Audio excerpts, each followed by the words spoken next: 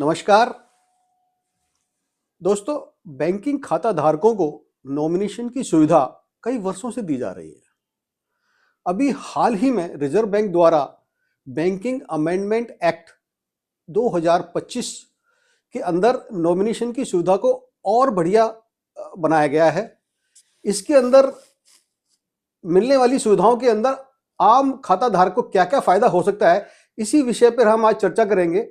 चर्चा में हमारे साथ जुड़ रहे हैं भारतीय रिजर्व बैंक से रिटायर्ड रविंद्रनाथ वत्स जी, जो कि जनरल मैनेजर रह चुके हैं। वत्स जी, स्वागत है आपका। नमस्ते। वत्स जी, सबसे पहले हमें यह बताइए कि रिजर्व बैंक द्वारा जो अभी रिसेंटली बैंकिंग अमेंडमेंट एक्ट 2025 जो लागू हुआ है, उसके अंदर नॉमिनेशन की सुविधाओं को किस तरह से आम खाता धारकों को फायदा पहुंचने वाला है? धन्यवाद सुधीर जी। नॉमिनेशन फैसिलिटी तो पहले से ही थी, लेकिन उसमें कुछ चेंजेस आए गए और चेंजेस के अंदर जाहिर है कि कस्टमर्स को कुछ ना कुछ तो फायदा उसके अंदर होगा। कुछ लिमिटेशंस आएंगी, कुछ फ्रीडम्स आएंगी। मैं पहले चेंजेस बताता हूं आपको, फिर उसके बाद हम उसके बारे में, नॉमिनेशंस के बारे में डिस्कस करेंगे। चेंजेस में ये है कि एक तो हम मल्टीपल नॉमिनेशंस कर सकते हैं। मल्टीपल नॉमिनेशंस हालांकि पहले भी थे, लेकिन उसमें एक लिमिट नहीं थी। अब इसमें मैक्सिमम हम 4 नॉमिनेशंस किसी भी अकाउंट के लिए दे सकते हैं और 4 अकाउंट्स के अंदर हम लोग उसको साइमल्टेनियसली रख सकते हैं और उसमें परसेंटेजेस भी हम लोग निर्धारित कर सकते हैं। इसके अलावा है सक्सेसिव नॉमिनेशन। सक्सेसिव नॉमिनेशन एक मेजर चेंज है और मेजर चेंज के अंदर ये है कि क्योंकि आप लोगों ने कई बार सोचा होगा कि जब भी मैं ये 3 या 4 नॉमिनेशंस देता हूं तो उसके अंदर तो इक्वल डिसाइड हो जाएगा, लेकिन ऐसा क्यों नहीं है कि भाई जैसे मैं अपनी वाइफ के लिए करना चाहूं, अगर वाइफ ना हो तो बेटे को चला जाए, बेटा ना हो तो किसी और को चला जाए। तो सक्सेसिव नॉमिनेशंस यही है कि आप कोई भी 4 नॉमिनेशंस उसके अंदर दे दीजिए और जो भी लाइव है, जो सीरियल नंबर में फर्स्ट आता है, उसको कस्टडी ऑफ वेल्थ पूरी मिल जाएगी।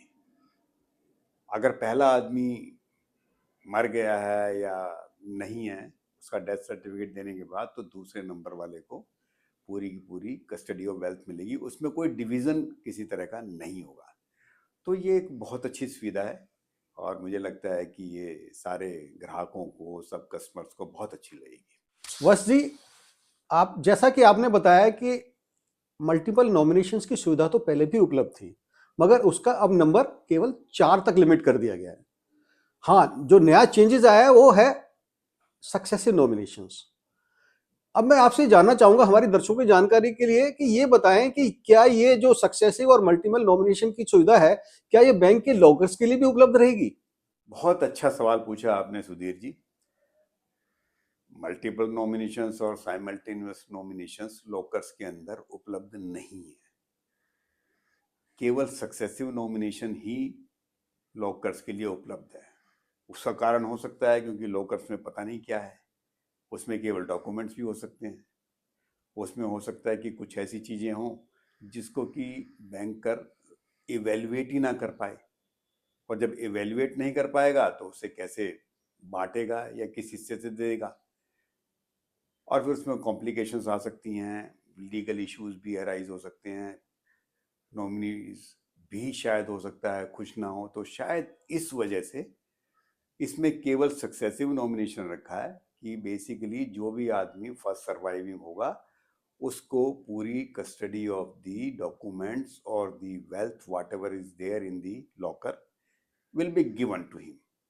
वत्स जी, जैसा कि आपने बताया कि सक्सेसिव नॉमिनेशंस के अंदर बैंक फर्स्ट नॉमिनी को सारा का सारा उसका फंड्स ट्रांसफर कर देता है। अगर मान लीजिए कि किसी बैंक अकाउंट होल्डर के 3 या 4 बेटे हैं और सारा का सारा पैसा फर्स्ट नॉमिनी को मिल गया, बड़े बेटे को मिल गया, और बाकी बेटों को तो कुछ नहीं मिलेगा, इस कंडीशन में तो डिस्प्यूट हो सकता है। You are right mister Sudhir कि फर्स्ट जो सर्वाइविंग नॉमिनी है उसको सारा पैसा मिल जाएगा अगर किसी ने सक्सेसिव नॉमिनेशंस दिए हैं तो।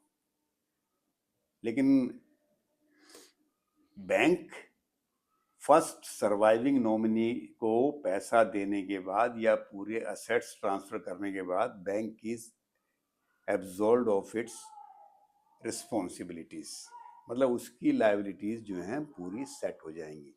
लेकिन फर्स्ट नॉमिनी को ये याद रखना चाहिए कि nominee is merely the custodian of the wealth and the other true hairs they can demand.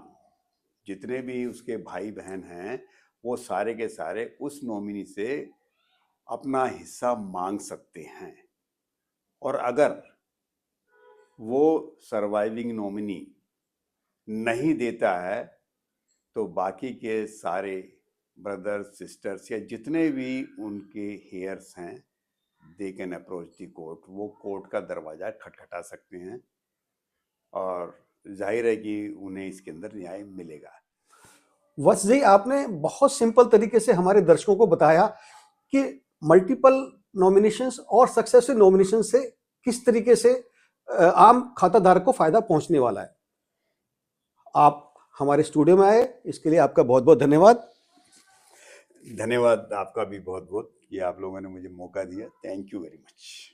दर्शकों, अगले सत्र में फिर किसी इंपॉर्टेंट टॉपिक के ऊपर लेकर आपके पास जुड़ेंगे। तब तक के लिए नमस्कार।